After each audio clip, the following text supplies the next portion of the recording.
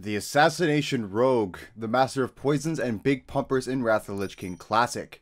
Hello everyone, my name is Ego, and today me and Meta are bringing you an in-depth PvE guide on Assassination Rogues.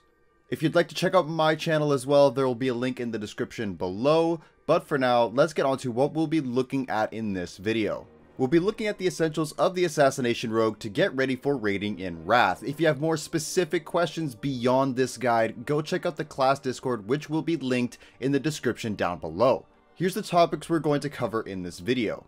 We're going to start off with the talents and glyphs, and then move on to professions, and then look at the stat priority. Then we're going to look at the pre-bis and bis items along with enchants and gems. Then we're going to move into consumables, rotation and ways to increase your damage, and then finally finishing it off with some weak auras and macros.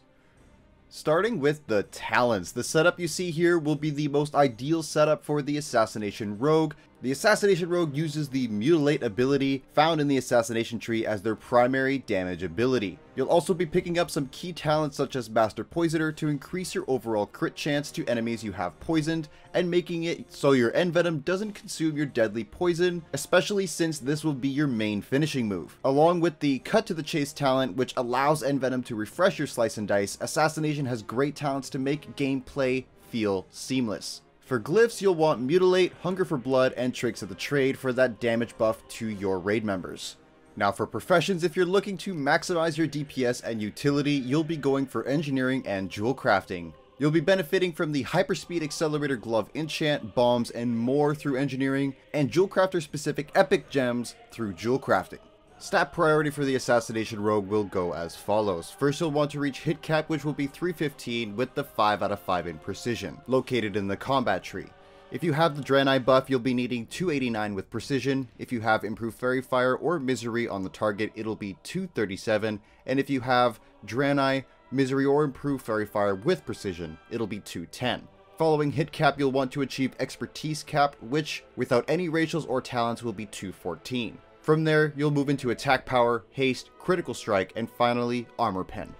Now for your pre-bis, bis items, gems, and enchants for phase 1 and on, I recommend you download the add-on called Loon Best in Slot. This add-on will show you your best in slots for the phase and where you can get them, along with all the best gems and enchants for the gear. However, not every single gem or enchant will always be the same depending on socket bonuses and the stats on the gear, so be sure to take advantage of character sims where you can sim your character to ensure you're reaching maximum DPS. Moving on to consume, starting off with flasks. So for flasks, you'll be wanting to run the Flask of Endless Rage, which will give you an attack power increase.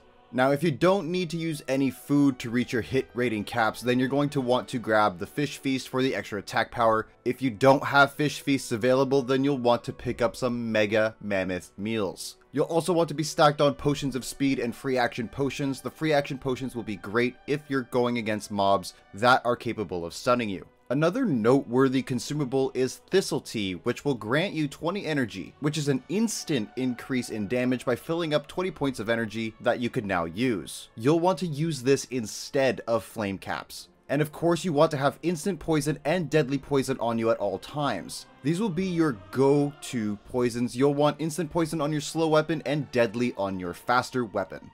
So let's talk about the most important part about Assassination Rogue, and that's your rotation. First, make sure you have your poisons up on your correct weapon, so once again, that's instant on your slow weapon and deadly on your faster weapon. From there, we move into the actual rotation. If there's another player who will be applying bleed effects, then your opener will be as follows. Mutilate into Slice and Dice, into Hunger for Blood, into 1 or even 2 Mutilates, and then you will Envenom, which will also refresh your Slice and Dice. Now, if you don't have anyone applying bleeds, then you'll have to do it yourself to get the Hunger for Blood buff. So your rotation will instead be Mutilate into Slice and Dice. If you don't get a combo point from Ruthlessness, then you'll want to Mutilate again and then Rupture. From there, you can pop Hunger for Blood, then you go into 1 or 2 Mutilates and Envenom.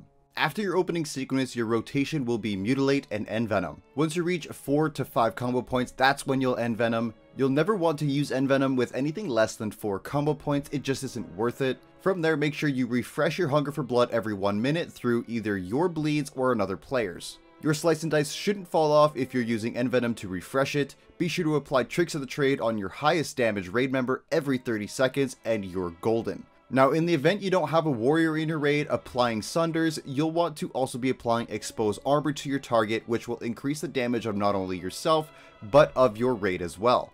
You'll have key abilities that you want to ensure are always on cooldown to ensure you're maximizing your damage. Things like Overkill when exiting Stealth or Vanish to Cold Blood, which will guarantee a crit on your next attack. Don't forget, if you're looking for even more information, be sure to check the Rogue class Discord in the description. Now for weak auras and macros. MetaGoblin has created a fantastic list full of the best weak auras and macros for every single class in the game for raiding. The only thing you need to do to get access to the list is to be sure to subscribe to the channel and go to the subscriber video on the channel's front page. Now, that'll be it for me, everyone. I hope you enjoyed the guide, and on behalf of myself and MetaGoblin, thanks so much for watching, and we hope you enjoy Assassination Rogue.